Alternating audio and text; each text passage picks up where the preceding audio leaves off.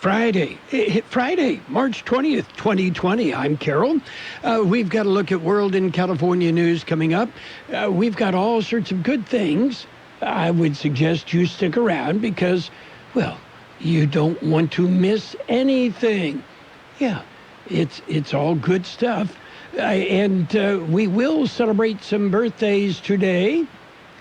We can do that. Big shot birthdays, local birthdays, and more. Yeah. We've got Governor Gavin Newsom and his statement last night basically shutting down the state of California. So we've got that coming up, and we've got an update on the local COVID-19 CBS News Update, California situation. And we'll get to that shortly. So stick around. Yeah, it's all coming your way. Birthdays today. The big shot birthdays.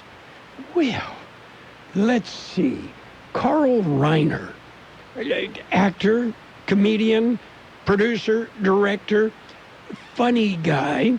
He's 98 today. These people are supposed to be my friends, the little people who love me. Why don't you rush to the door and love me? Yeah, that was Carl Reiner on the Dick Van Dyke Show. Yes. Well, he played Alan Brady, the star of the TV show that Dick Van Dyke wrote. Anyway, if you remember, you remember. Actor Hal Linden is 89. Barney Miller. Actor William Hurt, 70. Drummer Carl Palmer with Asia, also with Emerson, Lake and Palmer, 70. Jimmy Vaughn of the Fabulous Thunderbirds, 69. Actress Amy Aquino is 63. Actress Vanessa Bell Calloway, 63. Spike Lee, 63. Actress Teresa Russell, 63. Actress Holly Hunter, 62. Actor David Thewlis is 57. Actress Jessica Lundy is 54. Actress Liza Snyder, 52. Actor Michael Rappaport is 50. Actor Alexander Chaplin, 49. Actor Cedric Yarbrough is 47. Actor Nick Blood is 38. Actor Michael Cassidy is 37. Actress Christy Carlson Romano is 36. Actress Ruby Rose, 34. And actress Barrett Doss is 19. There's a lot going on right now, and broadcasters are on the ground covering all of it, bringing you the weather, the traffic, and breaking news, all while entertaining you 24 hours a day. Someone needs to tell you what's going on around the world and in our hometowns, and that someone is us. We are free radio. We are always there. We are broadcasters. Visit wearebroadcasters.com or text radio to 52886 to learn more. Furnished by NAB and this station. We have birthday wishes going out today. Happy birthday, Veronica Gastelum, Erin Popejoy, Maria Mendevel, Ariel Aguilar, Michael Driscoll, Maria Garcia, Eva Johnson, Francis Valenzuela, Haley Morta, Jennifer Ochoa, Kirina Wilkins, Lovely Ornelas. Happy birthday from KXO. And NCAA Tournament Classics on AM 1230. Now, a tournament flashback. In the first weekend's marquee matchup, the Auburn Tigers knocked off the Kansas Jayhawks. Harper on the drive. Look left for Bryce Brown. Hops to the elbow. Jumper on the way. Got it. Bryce Brown, 25. He is 9 of 12 from the floor. Auburn by 20. Auburn's 89-75 win sent them to their first Sweet 16 in 16 years. It was a road that took them all the way to the Final Four. Your home is important. That's why Geico helps make it easy to save on homeowners insurance. Because home is more than just a place. Home is where you build a giant pillow fort in your living room. And when people ask why you have a pillow fort in your living room, you say it's for your dog. And when they ask, well, what kind? You say, chocolate lab. And weave a web of lies that's almost as intricate as the crown molding in Fort Pillow. The Geico Insurance Agency could help protect the pillow soft fortress you call home. Call Geico and see how easy it is to switch and save on homeowners insurance. Bo and his team of employees at Stan's Auto Body are constantly striving on giving you 100% satisfaction on getting your vehicle repaired and fixed right. Stan's Auto Body is grateful from the support that they hear for the job they're doing and being rated #1 with CarWise.com. Yes, accidents are disturbing, and Stan's Auto Body is here for you to ease the pain and fix your vehicle as fast as possible. Stan's Auto Body works with all insurance companies. Give them a call or stop by 1880 West Euclid Avenue in El Centro. It's World in California News headlines right now, brought to you by Lock Air Conditioning, your year-round comfort specialist. Los Angeles. Newsom said the decision comes as California plans for a worst-case scenario where 56% of the state's residents contract coronavirus. That's more than 22 million people. Officials believe that could lead to more than 19,000 people in the hospital, which would overwhelm current capacity. Senate Majority Leader Mitch McConnell is pushing hard for a relief package to help businesses stay afloat during the crisis. CBS's Nancy Cordes says it also includes money for millions of Americans, even more if they have kids. Those cash payments of up to $1,200 for individuals would go up by $500 per child. So if you have 4 children, that's an extra $2,000. In Germany, that's a rooftop concert to entertain those sheltering at home. CBS News Update, I'm Peter King. Whatever the weather brings this summer, you can rely on a York Affinity Premium Comfort System to keep your home cool and comfortable. Our new Affinity systems are smarter, more connected, and more efficient than ever before, and cut your energy costs by as much as 50%. Call Lock Air Conditioning, your local York dealer, at 760-353-4501. That's 353-4501 to schedule a free evaluation of your system and learn how you can move up to a new level of comfort and efficiency this season. Call now and ask about our 10-year extended labor warranty. Contractor's license 696216. California headline news: a stay-at-home order for the entire state of California issued by Governor Gavin Newsom, saying we're in a dire situation that requires dire action, expressing confidence that all will cooperate. We are confident that the people of the state of California will abide by it. They'll do the right thing. They'll meet this moment. They'll step up, as they have over the course of the last number of weeks. In a letter to President Trump, Newsom writes that in some parts of California, the case rate is doubling every 4 days. Public health officials projecting that 56% of the state's population, or about 25 million people, will be infected with the virus over an 8-week period. Researchers in labs at UCSF are working on identifying which human cells COVID-19 invades and hijacks to survive and spread. We, as of last week, sent out a number of drugs, I think 10 drugs so far, and they're testing them in the lab as we speak. Evan Krogum of the university's Qualitative Biosciences Institute. Results from the testing being shared with labs in New York and Paris. Jeff Scott, California News. World in California News headlines brought to you this morning by Lock Air Conditioning, your year-round comfort specialist. Page 1 of the local news is a service of Quick Lane Tire and Auto Centers. Quick Lane has 2 locations in the Valley, in the Brawley Auto Center, Highway 86 and Julia Drive, and on Imperial Avenue next to Food for Less in El Centro. Taking a look at the latest in local news for a Friday morning, Governor Newsom issued an executive order yesterday evening. Here is that from last night. We need to make tough decisions. This is a moment where we need some straight talk, and we need to tell people the truth. We need to bend the curve in the state of California. And in order to do that, we need to recognize the reality. The fact is, the experience we're having on the ground throughout the state of California, the experience that's manifesting all across the United States, and for that matter, around the rest of the world, require us to adjust our thinking and to adjust our activities. In the state of California, many people are very familiar with these adjustments. A number of days ago, there were 6 Bay Area counties that led with stay-at-home orders. Now, as I speak, some 21.3 million Californians reside in a community, in a city and or county that have similar orders. A state as large as ours, a nation state, is many parts, but at the end of the day, we're one body. There's a mutuality and there's a recognition of our interdependence that requires of this moment that we direct a statewide order for people to stay at home. That directive goes into force and effect this evening. And we are confident that the people of the state of California will abide by it. They'll do the right thing.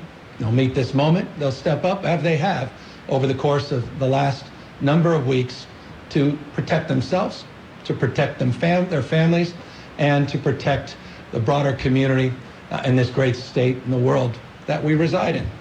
I have confidence in that. I have confidence because I've seen it every single day. We've seen it in cities large and small. People still doing essential work. People still providing essential services. People still going out to the grocery store to get food, walking their dogs, practicing social distancing, nonetheless, when they're out in the streets. People still getting their medicine. People still going about doing the kind of essential work that is required to meet this moment. The order provides for all of that, just as these other orders that have been put into place in cities large and small across the state have afforded. People will ask, well, how will you enforce? As I say, there's a social contract here. People, I think, recognize the need to do more and to meet this moment. People will self-regulate their behavior. They'll begin to adjust and adapt as they have been quite significantly. We will have social pressure that will encourage people to do the right thing. Just a nod and look saying, hey, maybe you should reconsider just being out there on the beach, being 22 strong at a park. It's time for all of us to recognize as individuals and as a community, we need to do more to meet this moment. Enforcement comes in many shapes. You have a regulatory framework, you have licensing frameworks. I don't believe that the people of California need to be told through law enforcement that it's appropriate just to home isolate, protect themselves, go about the essential patterns of life, but do so by socially distancing themselves from others and do so using their common sense. Governor Gavin Newsom. It's Quick Lane Tire and Auto Centers for your service needs. Whether it's a lube job, oil and filter change, brake job, battery or wheel balance and alignment, Quick Lane can handle it. And Quick Lane services all makes and all models. Oh, and by the way, you never need an appointment. Tires, all the best brands at the best price, guaranteed. See your Quick Lane service advisor for details. Quick Lane Tire and Auto Centers in the Brawley Auto Plaza, Highway 86 and Julia Drive, and on Imperial Avenue in El Centro, right next to Food for Less. In other local news, now there are 4. Carroll Buckley has the story.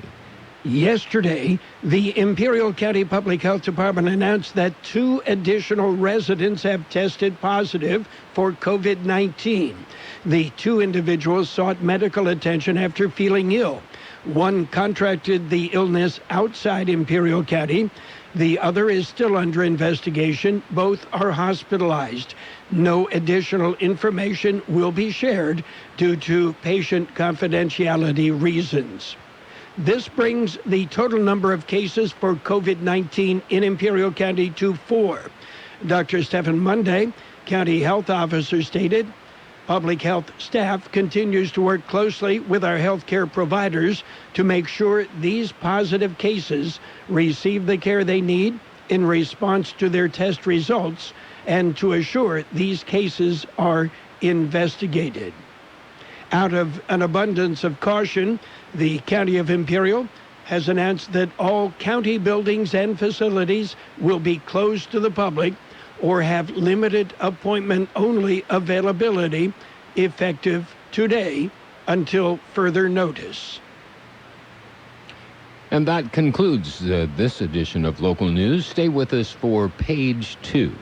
Page 1 of the local news, a service of Quick Lane Tire and Auto Centers in the Brawley Auto Center, Highway 86 in Julia Drive, and on Imperial Avenue next to Food for Less in El Centro. Quick Lane, they service all makes, all models, and you never need an appointment.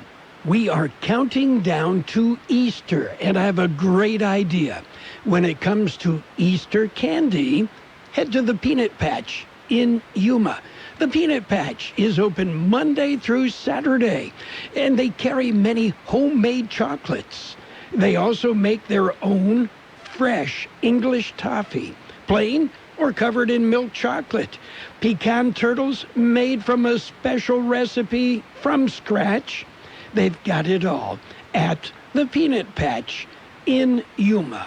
Well, you're going to find a beautiful store, great people that are smiling and are going to help you. And don't forget, fudge? Oh, boy, do they have fudge. 80-plus handmade melt-in-your-mouth flavors of fudge.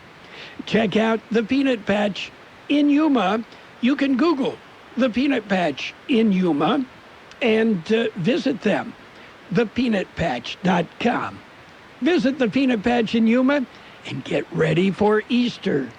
Page 2 of the local news and weather, brought to you this morning by David H. West Insurance Services. See Jose, see David. Talk to them about health insurance plans and Medicare supplemental coverage. David H. West Insurance Services. Continuing with more local news, the local Red Cross is making changes. Here's more on that story. It is part of their strategic vision for a One Red Cross. The American Red Cross region includes San Diego and Imperial counties. Strategic vision is characterized by geographically aligned territories where they work together to accomplish their mission, improve their financial sustainability, and provide enhanced value through their integrated community engagement model. This means a position of the manager for the Imperial Valley Service Center will be eliminated. Sylvia Preciado Platero says she will leave the position at the end of the business day on April 3rd. She has been with the American Red Cross since May 8th, 2001. She said the decision is in line with the regional consolidation and alignments that are taking place within the Red Cross across the country. Sylvia Preciado Platero sent an email explaining the situation and saying her goodbyes to friends, partners, and other people she has worked with over the years. For KXO Local News, I'm George Gale. Well, the city of El Centro, the city council announced that at the regular council meeting on March the 17th that action had been taken to approve the appointment of Norma Wiles as the new city clerk. Norma is a hardworking individual with the exemplary credentials and will continue to do a great job for the council and the residents of El Centro. The council is pleased that we have a successful succession plan in place to promote from within, stated Mayor Efren Silva. Mrs. Wiles brings 27 years of experience working for the private and public sectors. During the past 20 years, Wiles has served the city of El Centro in various departments, and for the last 8 years has been with the Department of City Clerk. Well, a 3-alarm fire.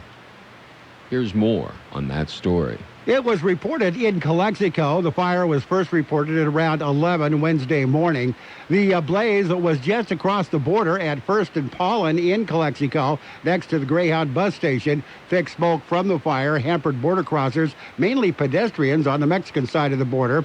All Calexico firefighters were activated before the third alarm went out. Responding to the call was El Centro County, Hoteville, and NAF fire departments. 2 Calexico firefighters were injured in the fire. They were treated and released. Officials have not given a damage estimate or a cause for that fire. For KXO Local News, I'm George Gale. We'll be back with a look at the weather. David H. West Insurance has been helping residents in Imperial Valley for many years with their insurance needs. David, Jose, and staff are trained professionals who can help you make the right decision with your insurance coverage, from health, Medicare, and most importantly, a life insurance plan. How much life insurance do you need and what's your monthly cost? We'll call David H. West Insurance today to make an appointment and get a free quote on a life insurance plan that's right for you and your family at 760-352-3411. That's 352-3411. Here's Carroll Buckley with a weather update. The National Weather Service says temperatures will moderate much closer to the seasonal average through the weekend and into the middle of next week. However, occasional periods of thicker high clouds may temper these readings somewhat. A weak weather system should create some gusty winds early next week, though nothing that's unusual for early spring. The next chance of rain will not arrive until the latter portion of next week, and even that system may be limited in coverage and amounts. 66 the high yesterday, 48 our low. Today, increasing clouds with a high near 70. West wind about 5 miles an hour, becoming calm. Tonight, mostly cloudy, then gradually becoming mostly clear. Look for a low around 51. Calm wind becoming west around 5 miles an hour after midnight. Saturday, sunny with a high near 74. West wind about 5 miles an hour. Partly sunny on Sunday with a high near 77 and light wind. We have right now 48 degrees downtown, 72% relative humidity. The wind out of the west at 3 miles an hour. Page 2 of the local news and the weather brought to you by David H. West Insurance Services. See David or Jose for health insurance, life insurance, Medicare supplemental coverage.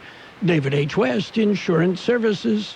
During this difficult time, Burgers & Beer has decided to stay open at their Imperial Avenue location in El Centro with curbside service and using delivery.com. Hours will be 11 a.m. to 8 p.m. daily, and you can log on to burgersandbeer.com to see the menu and order your favorite items. We'll get through this, and we thank you for your support and patronage. Call Burgers & Beer at 760-353-4431. That's 353-4431. It's sports time. Sports time brought to you this morning by the Imperial Hardware Do-It Centers, Brawley, Holtville, and El Centro. Yeah, not much going on in sports except, in the back rooms. Running back Todd Gurley was released by the Rams, and the next day signed a contract with the Atlanta Falcons. Yeah, it's a one-year deal with the Falcons. Let's hope Gurley has a better year with the Falcons.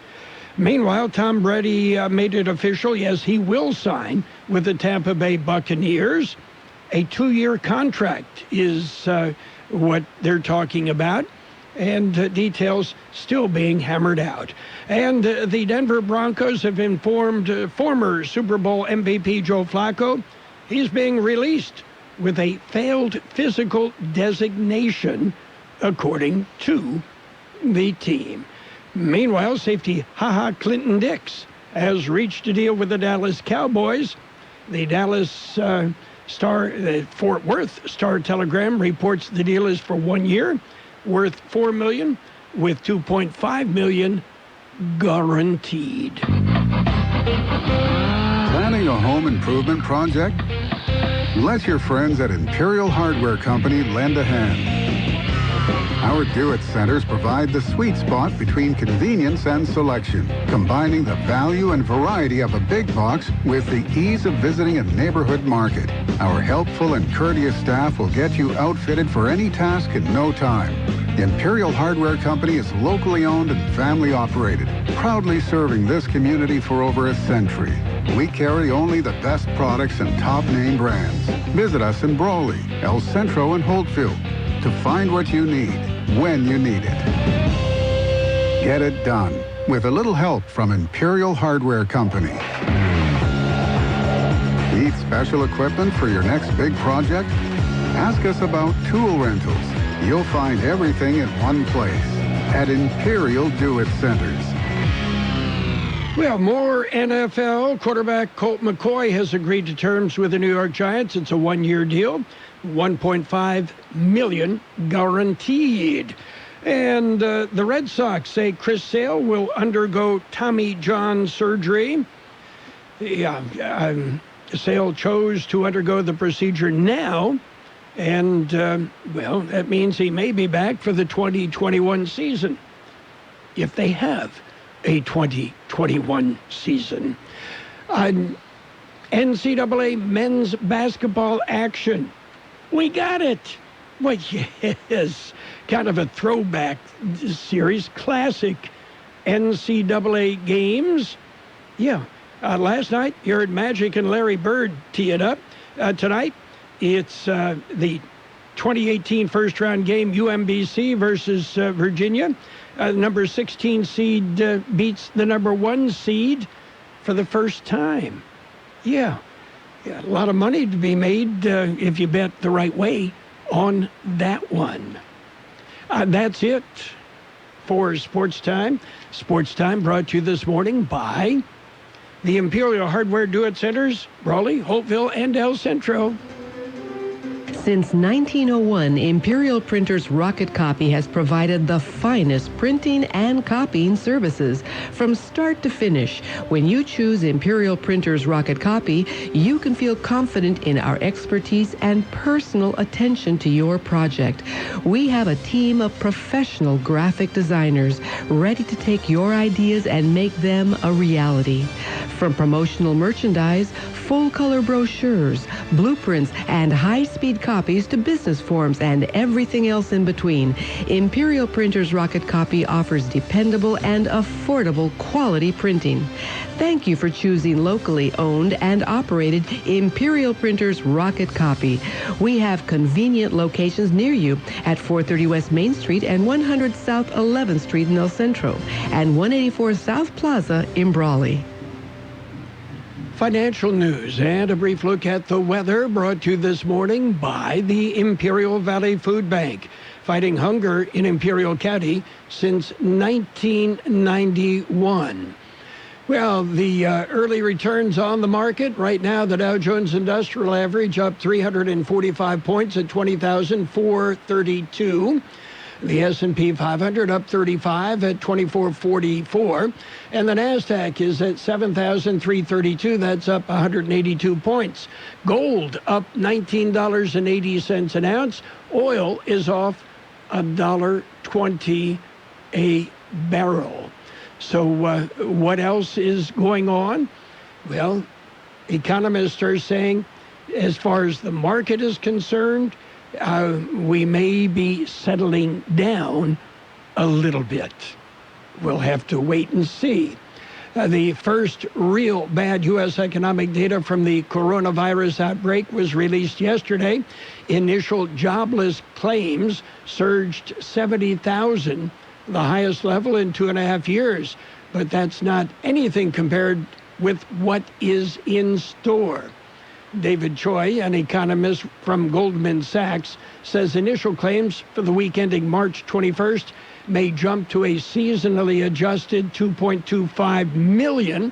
His analysis is based on recent anecdotes from press reports as well as company announcements. Over 30 states have provided preliminary information. The food insecurity rate for Imperial Valley is estimated at 17% for all residents. Tragically, it soars to 33% for our children. Imagine 1 of every 3 children are challenged by hunger. The Imperial Valley Food Bank is striving to end hunger in the valley. When kids have nutritious food to eat, they learn more in school, are sick less often, crime declines, and the cycle of poverty can end. This is John Levada asking you to support the Imperial Valley Food Bank. Expect increasing clouds today with a high near 70, west wind about 5 miles an hour. Tonight, mostly cloudy, then gradually becoming mostly clear. Look for a low of around 51, light winds. Tomorrow, sunny with a high near 74, west wind about 5 miles per hour. We have 48 degrees, 81% relative humidity, wind out of the west-southwest at 3 miles an hour. Financial news brought to you by the Imperial Valley Food Bank. At Capital One, you can open a new savings account in about 5 minutes and earn 5 times the national average. Banking with Capital One means 5 times the savings to help pay for your perfect honeymoon. Or 5 times the savings toward your family's perfect vacation. Big fan of water rides. It's time to help make your savings goals come true. This is Banking Reimagined. Capital One, what's in your wallet? Terms apply. Rate comparison based on FDIC national rate. Capital One NA member FDIC. This is the Frells family. They live on a piece of land they call greener pasture, and they work on it behind the wheel of a John Deere 1 Series tractor. With its durable construction and features that hook up to dozens of attachments with ease, no job is too tough. The Frells family runs with us, because this is more than just land. It's home. Nothing runs like a Deere. Get a 1 Series tractor for just $99 per month at your John Deere dealer today. For additional cost information, please call toll-free 855-633-2315. The best oldies on the radio. KXO El Centro, the Imperial Valley's local news source. CBS News is brought to you by Julie Oliver with Dickey Insurance Services, your Imperial Valley Allstate agent.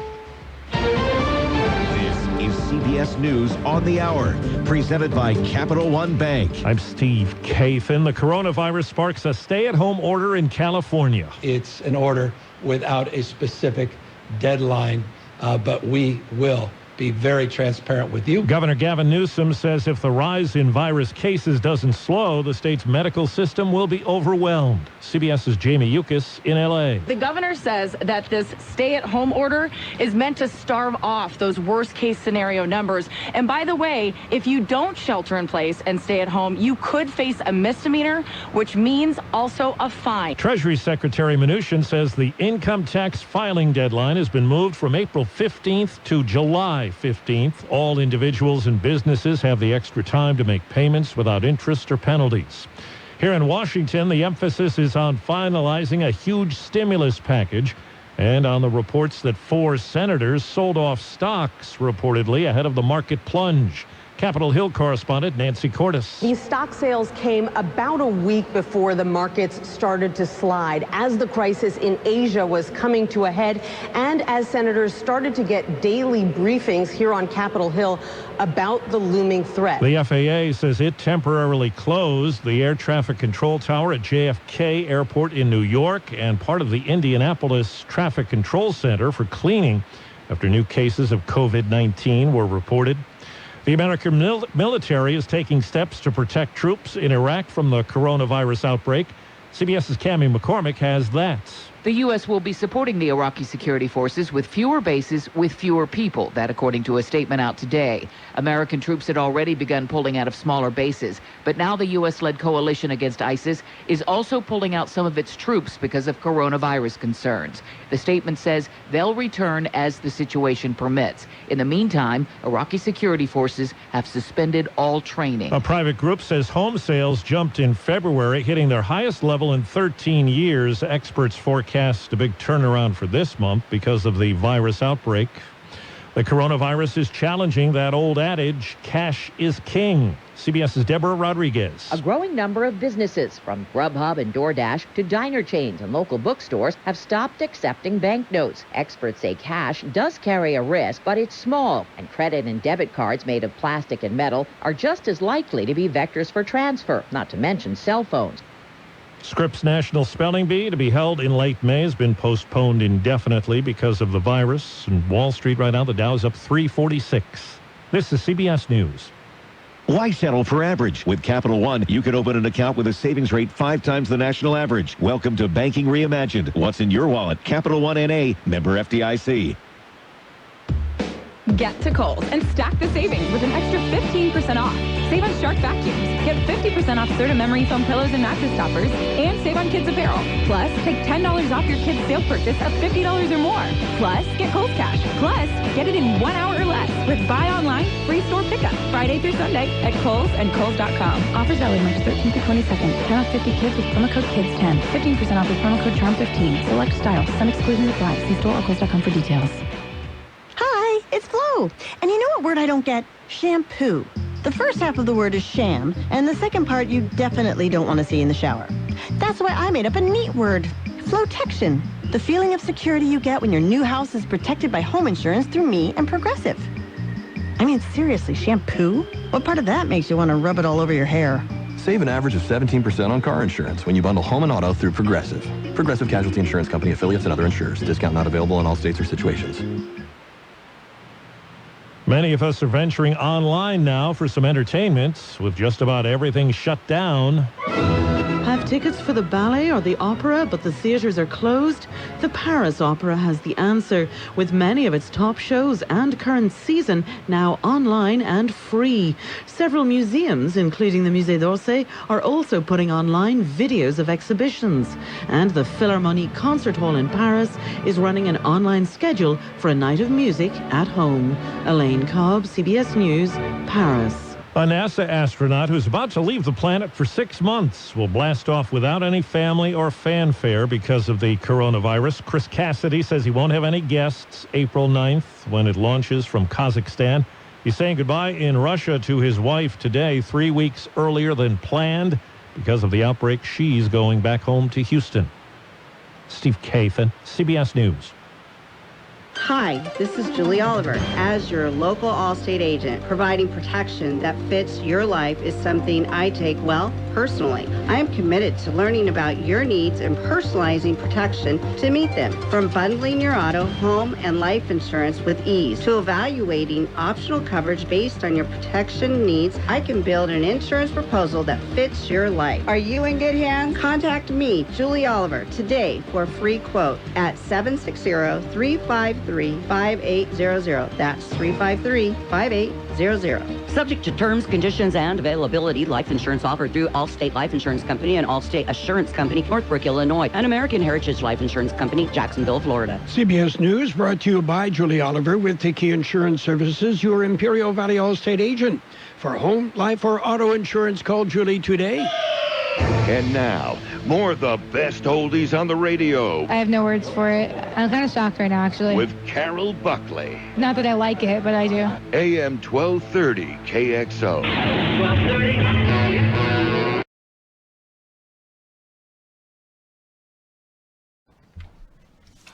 Thank you, everybody. I have long believed that the future is not just something to experience, it's something to manifest. That our fate and future is inside of us. It's decisions at the end of the day, not conditions that determine that fate and future. We're not victims of circumstance. We can make decisions to meet moments. And this is a moment we need to make tough decisions. This is a moment where we need some straight talk and we need to tell people the truth. We need to bend the curve in the state of California. And in order to do that, we need to recognize the reality. The fact is, the experience we're having on the ground throughout the state of California, the experience that's manifesting all across the United States, and for that matter, around the rest of the world, require us to adjust our thinking and to adjust our activities. In the state of California, many people are very familiar with these adjustments. A number of days ago, there were 6 Bay Area counties that led with stay-at-home orders. Now, as I speak, some 21.3 million Californians reside in a community, in a city and or county that have similar orders. A state as large as ours, a nation state, is many parts, but at the end of the day, we're one body. There's a mutuality and there's a recognition of our interdependence that requires of this moment that we direct a statewide order for people to stay at home. That directive goes into force and effect this evening. And we are confident that the people of the state of California will abide by it. They'll do the right thing. They'll meet this moment. They'll step up, as they have over the course of the last number of weeks, to protect themselves, to protect their families, and to protect the broader community in this great state in the world that we reside in.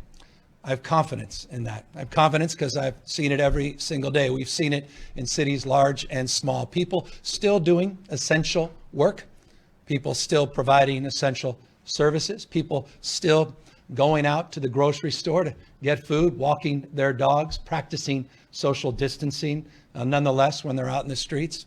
People still getting their medicine. People still going about doing the kind of essential work that is required to meet this moment. The order provides for all of that, just as these other orders that have been put into place in cities large and small across the state have afforded. People will ask, well, how will you enforce? As I say, there's a social contract here. People, I think, recognize the need to do more and to meet this moment. People will self-regulate their behavior. They'll begin to adjust and adapt as they have been quite significantly. We will have social pressure that will encourage people to do the right thing. Just a nod and look saying, hey, maybe you should reconsider just being out there on the beach, being 22 strong at a park. It's time for all of us to recognize as individuals and as a community, we need to do more to meet this moment. Enforcement comes in many shapes. You have a regulatory framework, you have licensing frameworks. I don't believe that the people of California need to be told through law enforcement that it's appropriate just to home isolate, protect themselves, go about the essential patterns of life, but do so by socially distancing themselves from others and do so using your common sense. Now, why is it important that I advance this new order? It's for the following reasons. We've been doing pandemic planning in the state of California for now over a decade. Now we're moving into application, implementation, and that includes the latest technology and data collection, the ability to work with artificial intelligence to mash that data up, to really look at trend lines before they become headlines. And what we're seeing, not only on the ground, but we're seeing through the data, is this spread continues at a pace that we had anticipated in a number of our models. Let me be precise. It's a number that we have been using for the purposes of guiding our resource delivery and guiding our decision making. We estimate in the United States, we've heard this number across the rest of the world, that people, 30% of the population, as high as 70% of the population, may contract the virus. In California, we've been working with those numbers. As a nation state, 40 million strong, we've been organized around an attack rate, as we refer to it, of about 56%, that the virus will impact about 56% of us. You do the math in the state of California, that's a particularly large number. That number in and of itself shouldn't be overly alarming. The vast majority of us, the overwhelming majority of us, won't have symptoms, will be perfectly fine. But there is a subset that we're concerned about that will impact, not be impacted by the virus, but also potentially can impact others, including impacting our capacity to deliver the high quality services, not only to meet the moment as it relates to COVID-19, but to provide for all the acute care that millions and millions of Californians depend on every single day. So we're looking at a hospitalization rate by using those numbers. And forgive me, I know sometimes these numbers get confusing, but a 56% attack rate, if you assume that R0, which is the number of individuals that you may come in contact with that can contract the virus, if you use that formula, we believe with a 20% hospitalization rate, a little bit on the higher end, though some would argue it could be much higher, some believe it might be much lower, but 20% hospitalization rate, it's about 19,543 people that would need to be hospitalized under that scenario, above the existing capacity of our system. So that's the planning methodology we've been using. I'm being very straight with you. And these are numbers I can assure you governors, mayors, administration across the country are working with. But I think it's time to tell you what I tell my family, what I tell my wife, just as I did 2 nights ago when I told my daughter that I don't believe that this school year she'll get back into that classroom. And those are difficult conversations, and I know they're conversations you're having in real time and you're having with one another as I speak. And I deeply appreciate the anxiety of these difficult conversations, but we must have them. But as we work through that planning process, 19,543 beds in our system, I'm able to look at our existing capacity. Let me be specific of what our existing capacity looks like. We have 416 hospitals in the state of California. We have capacity to provide care beyond our hospital system, but within the hospital system, we have a capacity to surge the number of beds beyond the 78,000 currently staffed beds by an additional 10,207. By the way, that number changes on a daily basis, but that's today's number. So looking at the 19,500 plus individuals in our planning, looking at that surge capacity, about 10,000, we are looking at a delta, a gap that requires about 10,000 beds, 10,000 members of the community to staff those beds. And that's currently what we're up against. But here's the point. That's a planning document. If we change our behaviors, that inventory will come down. If we meet this moment, we can truly bend the curve to reduce the need to surge, to reduce the need to have to go out and begin to cobble all those assets together. Though I want you to know we are doing just that. We always plan, we always anticipate. Let me give you some proof points. Today, we just secured a very large hospital in Northern California, Seton. It's now part of our portfolio, and we're going to populate that hospital is an example to meet the moment. Tomorrow, we'll announce a hospital in Southern California. That's 750 beds, those two hospitals combined. We start to stack this, 750 here.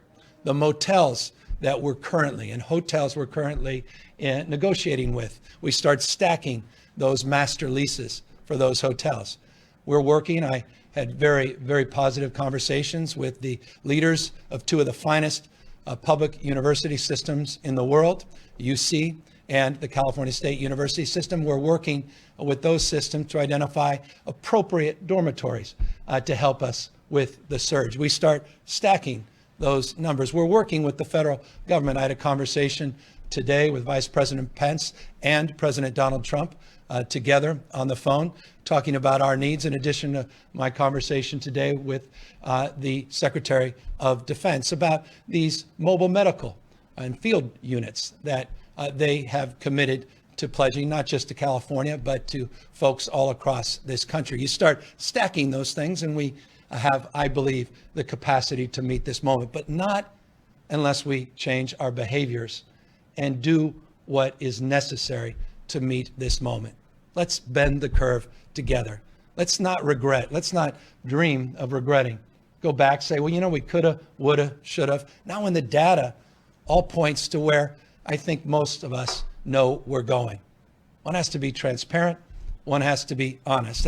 It's difficult at times being the bearer of these messages. I can assure you, home isolation is not my preferred, choice. I know it's not yours, but it's a necessary one. We started with seniors 65 and over, the most vulnerable population, and we'll continue to overly focus on that population and those with compromised immune systems. But we now need to broaden it to all Californians. So that's the order we're putting out today. It's consistent with the leadership we've seen at the local level, including, I want to acknowledge Mayor Garcetti and others in Los Angeles and LA County that are recognizing and meeting this moment as well. In addition, I want to thank Speaker Nancy Pelosi. We had a very long conversation today, talk about meeting the moment. We're so blessed to have her leadership in California.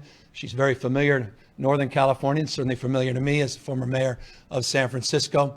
Our conversation was not only about what she has done and what is being done in the Senate as we speak, but what will be needed over the course of the next number of months as we come back, as we recover, as we will. This is not a permanent state. This is a moment in time. And we will meet this moment together. And we will look back at these kinds of decisions as pivotal decisions. If we're to be criticized at this moment, let us be criticized for taking this moment seriously. Let us be criticized for going full force and meeting this virus head on. We're doing so today in the state of California through this order, and we're doing so by continuing to build collaboration and partnership across every level of government and the private sector. Let me conclude by just making a few points to fill in that. We had today a very important conversation. It was punctuated earlier today by President Trump in his press conference with the CEO of Gilead. It's a California-based company around treatments. I want to compliment the president in his focus on treatments. It is a focus of positivity as we work to bridge towards a vaccine. It was a very encouraging conversation. It's a conversation that we can have with many other CEOs of companies, not just in the state of California, but for that matter, around the rest of this country and around the rest of the world. There are treatments in trial. Our UC system, all 5 hospitals are already actively engaged in those treatments and the courses that are part of some of these antivirals and some of these medicines that you have all learned about today because of the president's announcement. That's very encouraging, and we want to continue to build capacity and to build partnerships. Along those lines, we are working to build capacity and partnerships to get more protective gear in the state of California. You've all been seeing headlines. Some of them we've driven by our own anxieties in that space, others by their own limitations of access and gowns and gloves, glasses and other protective gear. Here's the good news in the state of California. I was talking to the Vice President and the President today, thanking them for the first national stockpile transfer of assets that we just received, where we received quite literally hundreds of thousands of gloves and face masks, not just N95s, but also surgical masks. We're going to be starting to get that cache of assets out into our diverse communities throughout the state of California. Many of you know we had our own cache, we had our own storage of N95 masks. We still have 10 million of those masks, and we are getting them out in real time. We started with 21 million. We have about 10 million still as we distribute those. We've distributed those first 11 to 55 counties in the state, and we'll continue to get those N95 masks out there. And we recognize that distribution can't happen fast enough. We also talked to a well-known entrepreneur today around ventilators. As many of you know that have followed our press conferences here in the state, we have 7,587 ventilators in our hospital system. We have 514 through a cache at the Department of Public Health that are being repurposed. We have an additional 200 in our EMSA cache that we are repurposing, and then we ordered an additional 200. But we're going to need to increase the manufacturing of those ventilators, and we are working with the private sector and well-known entrepreneurs to consider to help us in that respect as well, starting to repurpose some of the manufacturing in this state to meet the moment, particularly to prepare for our seniors and others that may need that support. So again, this is a difficult moment, and this is one that I know is filled with deep anxiety as a father, as a husband, as a parent of 4 young kids, to families in particular, to folks that have had to drop their kids, no longer drop off at school, but now are living with their kids 24/7, putting together, learning plans, trying to figure out, the nomenclature of what their 7th grade science teacher understands. And I think all of us are coming to appreciate our teachers. We're all coming to appreciate each other, I think, a little bit more. We don't see this through the lens of rural, urban. We certainly don't see it through the lens of a Republican and Democrat. I think we're all human beings, deeply capable of loving one another, meeting this moment, and beginning to love ourselves enough to recognize that it's our individual decisions that are going to determine our capacity moving forward. COVID-19.ca.gov. COVID-19.ca.gov is a site we put up to provide information. We'll be putting more detailed information out in the next hours and days about the exemptions to the stay-at-home order. But again, for those living in many of the Northern California is already impacted, you're very familiar with those exemptions. And for those of you who are not, again, we're going to keep the grocery stores open. We're going to make sure that you're getting critical medical supplies. You can still take your kids outside practicing common sense and social distancing. You can still walk your dog. You can still pick up that food at one of our distribution centers, at a restaurant, at a drive-through. All of those things we will still be able to do. And to secure that, in closing, I want folks to know that we've lost a lot of volunteers that simply are concerned and understandably are staying at home. And our food banks and others that have relied on volunteers and the community spirit need a little support. And so we're going to provide that support. This shouldn't be alarming. It's humanitarian only, but we'll send out about 500 of our extraordinary leaders in the National Guard to help with the distribution and the food. Again, just purely humanitarian. And we'll be announcing some very, very exciting partnerships with social media companies like Nextdoor to provide kits, information, Q&As to, start to check in on loved ones, check in on your neighbors, things that you need, one-pagers so you know what kind of things you need at home to protect yourself. Those that are socially isolated, our seniors struggling with loneliness as much or more than anything else, to make sure we reach out, maybe call 5 people a day, just check in on them. So we've got a whole kit we put out with that social media company, and we're going to be doing more with AmeriCorps and Conservation Corp in the state of California. All of this in the spirit of meeting the moment, including the spirit of reaching out those that are healthy, young, those that can make an appointment, be socially appropriate in terms of their distancing, to get blood drawn to help those in needs. Our blood banks need support. Interestingly, we are not able to provide, because we're not doing the large blood draws and fairs, the kind of capacity we've seen in the past. The good news about the social isolation, in some respects, the need in the short term has gone down, so it shouldn't be alarming, but we want to meet the moment if indeed our blood banks need additional resources as well. So again, it's a spirit of the moment, stepping up, stepping in, recognizing our own individual capacity to meet this moment, not just relying on others, doing it safe and thoughtfully. And again, I just cannot express more appreciation for the collaborative spirit that has defined this moment across agencies, across jurisdictions, across this country, into the White House, the Pentagon, Health and Human Service agencies across this country, and sharing best practices across state, and of course the CDC and their leadership. So with that, we're here to answer any questions. I've got a team assembled behind me, and I thank all of you in the state of California for recognizing this moment and meeting it. First question, Sophia Balog, SACB.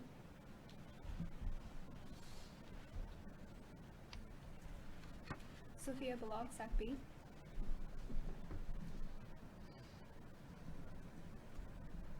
Part of hospital staffing, and specifically, can you explain whether we have enough doctors and nurses and what your plans are to staff the additional medical facilities you're acquiring? Yeah, so we've been working very collaboratively. Just yesterday, we had representatives representing the panoply of healthcare delivery system broadly defined from the hospitals on down, representatives of doctors and others, nurses clearly. We are currently looking not only at the assets within the system, but we are looking more broadly at scope of practice and reforms that are necessary under these circumstances. I'll give you a more specific example.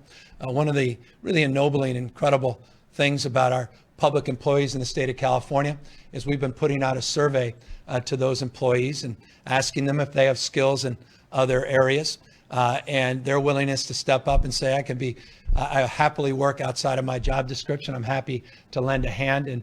And so we've got nurses and doctors and paramedics, all part of the California workforce in different capacities, and we're pulling them in to help supplement.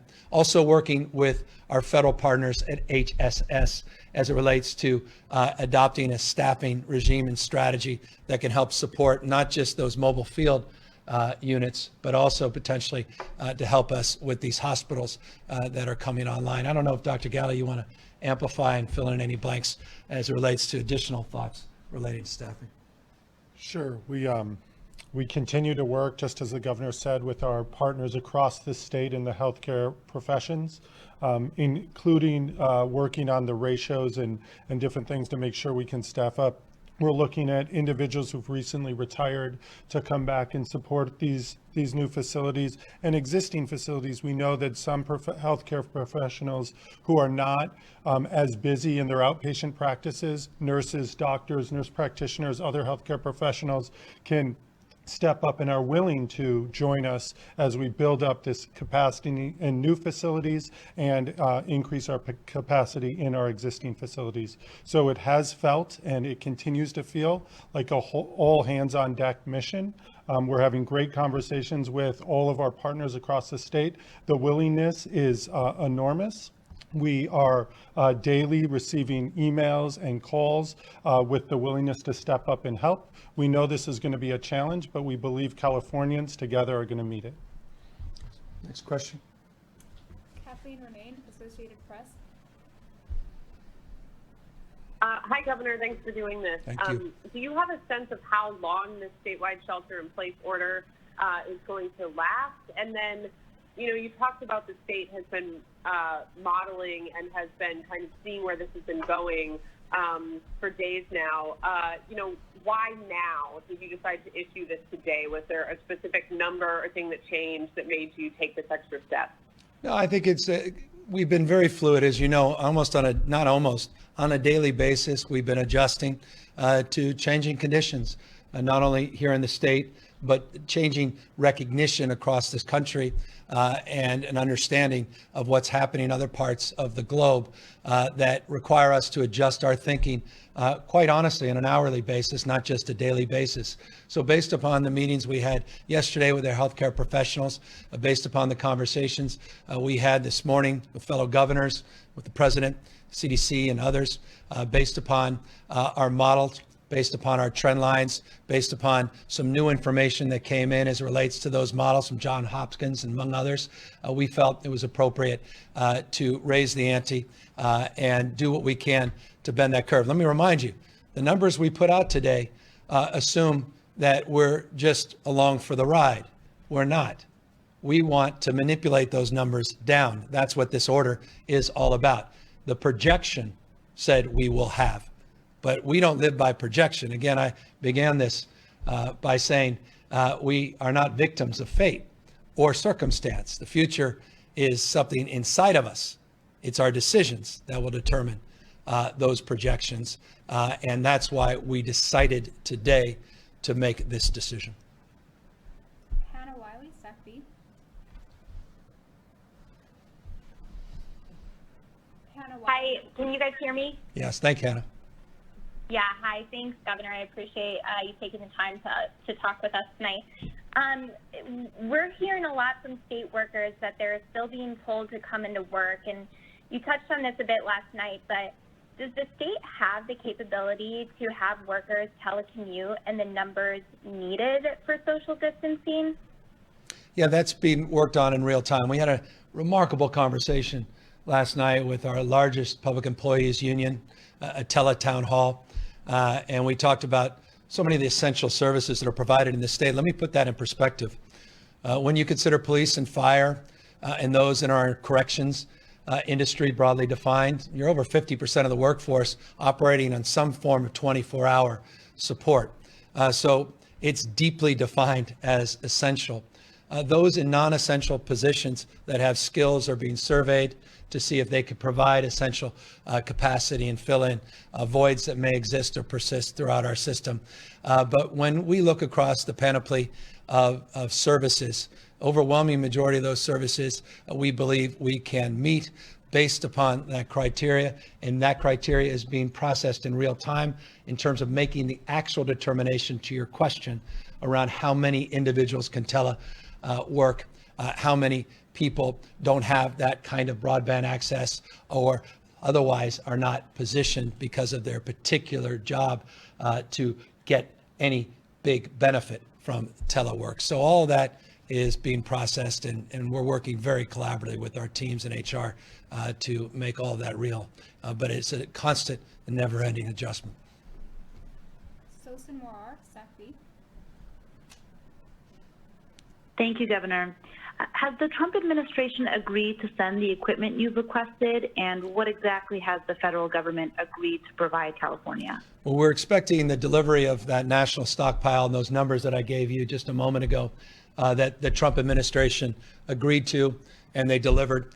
Was on the call with the president and the vice president specifically about the first tranche of those requests. They gave 25% of those requests as they're processing these requests all across the country. Will arrive, we believe, in our West Sacramento warehouse and then be distributed throughout our system. Again, that's just the first order, one of four. The other order is apparently on the way as well. And so we were very grateful to hear of that. I'm very grateful that the first assets are now about to be delivered to the state and then distributed throughout the state. John Myers, Los Angeles Times.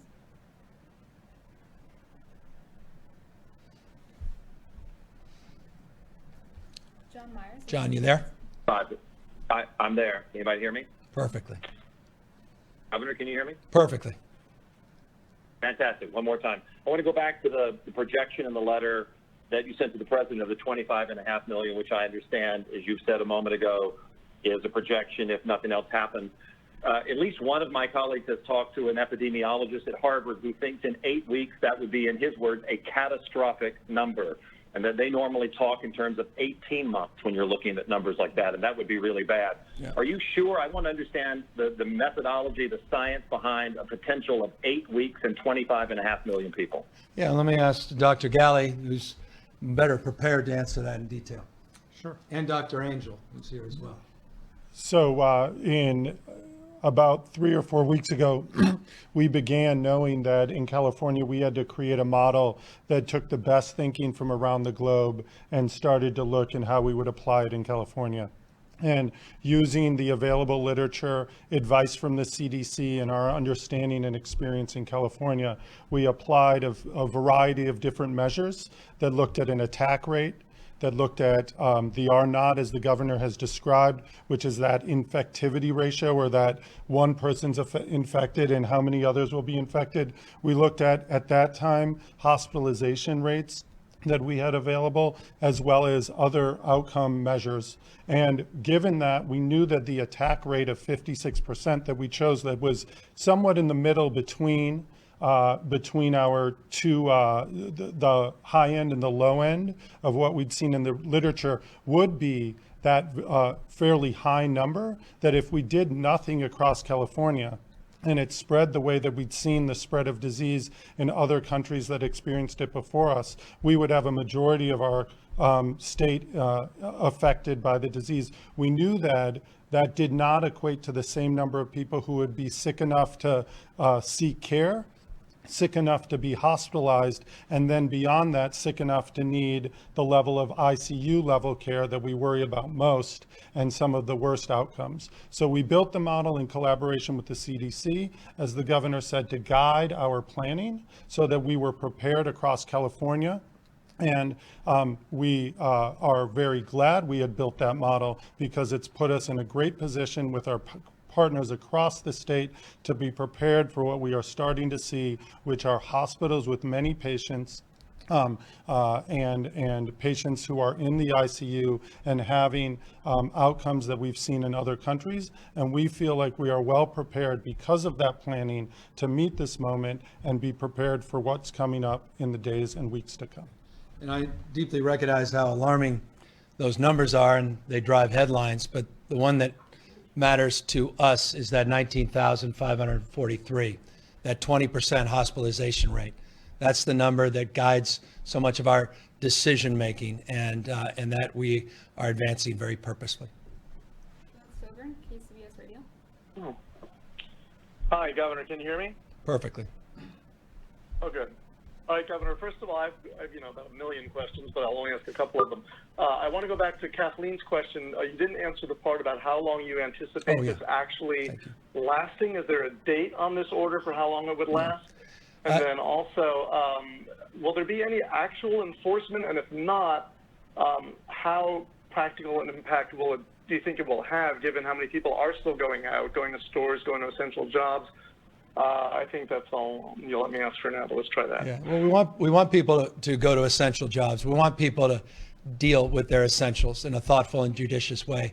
But I think, and Doug, you're in San Francisco, you've seen some concentrations where we're not seeing social distancing, but you're also seeing vast majorities of that city where people are practicing social distancing without law enforcement making arrests or citing people. Social pressure is leading to social distancing, social recognition, and the socialization of this disease is leading people to change behavior on the natural. And that's, again, been socialized in 20 counties already, representing 21.3 million Californians. So expanding this statewide makes sense in that respect. And I think people are making sense of what this is and what this isn't. And again, on our regulatory bucket, we have enforcement that's not traditional law enforcement, but we have regulatory enforcement, licensing enforcement from a business perspective, and then we have social pressure that you, others, common sense will place on people. And of course, we have the capacity to move beyond that. To the extent this is a directive, it is open-ended one, and it is for a reason that we could not give you a deadline that we really could believe in. This is a dynamic situation. We could put a 2-week deadline gives people a false sense of what to expect. I don't expect this will be many, many months, but for the time being, we are recognizing this next 8 weeks as it relates to this virus in particular, and we want to get that curve down, and we want to meet that moment. We want these numbers to be in the dustbin of history as irrelevant to the experience that we're all about to have, and that's why it's an order without a specific deadline, but we will be very transparent with you and very forthright in the next days and weeks to update you and give you a sense of where we think and believe we are. Jeremy White, Politico. Governor, my colleagues have already covered the questions I had, so I'll just ask, is the entrepreneur you're working with Elon Musk? We are working with a number of entrepreneurs, and let me just say this, I was pleased to see his tweet today. Alexi Kosa, SF Chronicle.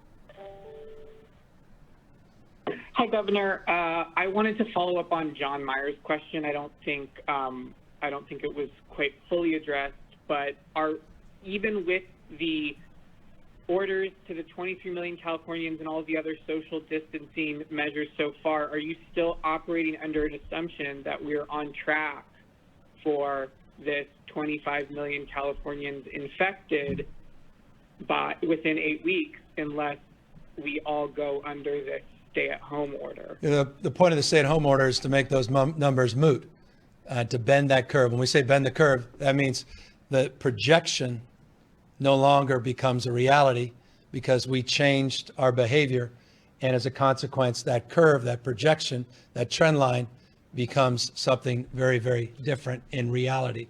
And so that's what we're operating under, is that expectation. But I'm also operating under the worst case scenarios as it relates to planning and as it relates to procurement.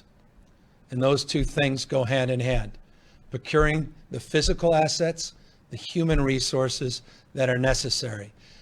Physical assets include the hospitals, include the medical support teams, and the personal protective gear. And all of those things are being looked at through this lens, bottom up. All the numbers we just talked about are numbers in the aggregate. We don't live in the aggregate. We live in communities large and small, diverse throughout the state of California. So do our resources. And so we are working, for example, conversation I had with the Department of Defense today about looking at their resources, providing those resources in the deeper part of Northern California, in Central California, in different parts of the state, so we can make sure that we are meeting the adequacy of resources that are required. Clearly, there is a dominant focus right now in the Bay Area, particularly in Santa Clara, where we have to be overly resourced, but we have to anticipate those needs more broadly defined. Final question, Jackie Botts, Cal Matters. Hi, Governor. Thank you. There are more than 2 million undocumented immigrants in California, and many don't have access to health care. And certainly people who don't have access to, well, insurance or Medi-Cal might be a lot more concerned about going to the doctor to get treatment or testing or necessary medical advice about what they should be doing right now. I'm wondering what you plan to make sure that they stay safe and also that the community at large stays safe for those people who do not have access to Medi-Cal. Well, we're a universal state. We practice pluralism, and we're a state that has universal health care. Sadly, it's in our emergency rooms.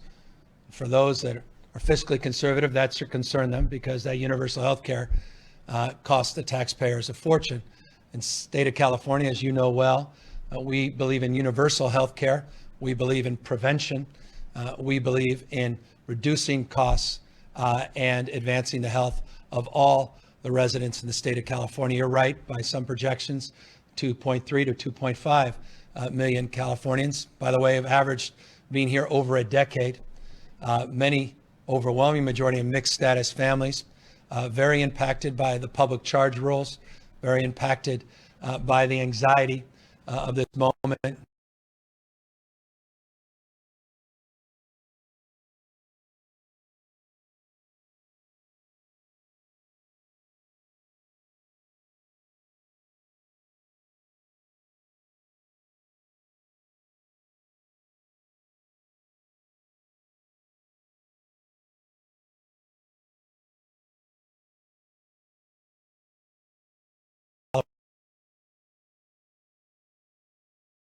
I hope ultimately they'll give up on public.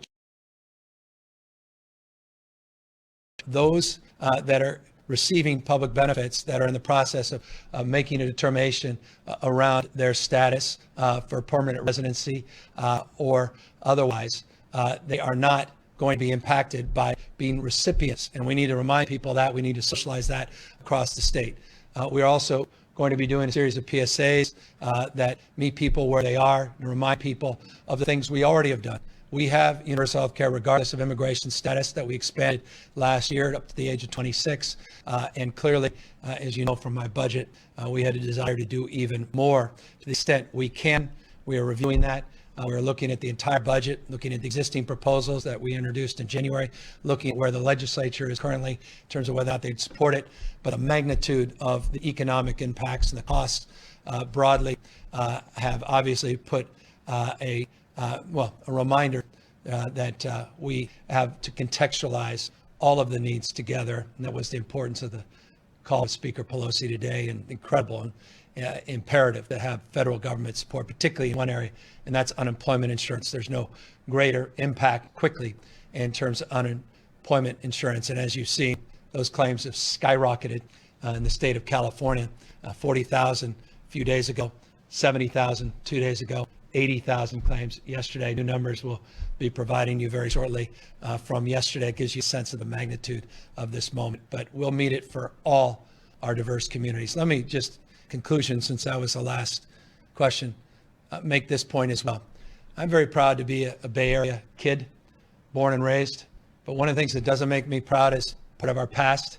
I come from a community that initiated the Chinese Exclusion Act. I remember a guy by the name of in the time, and he began and ended every speech by saying, whatever else we do, the Chinese must go. That yellow fever led to the Chinese Exclusion Act. It's a real black eye in the history of the United States of America, our state, my city. One thing I also want to express is deep, deep recognition of the xenophobia and the racism that is being perpetuated against Asians in our state. We have seen a huge increase in people that are assaulting people on the basis of how they were born, the way they look. And I just want folks to know we are better than that. We are watching that. We're going to begin to enforce that more aggressively. And I just hope people put down their bigotry, their bias, and recognize that in a state where 27% of us are foreign born, a state that, as I said, is truly universal, the most diverse state in the world's most diverse democracy, that in order to meet this moment, we have to recognize our common humanity. And so it's in that spirit I conclude, and I thank all my fellow Californians for recognizing the urgency of tonight's call. And over the course of the next few days, we look forward to working very closely with everybody so everyone understands where we are and where we're going as a state and as a nation. Good night, everybody.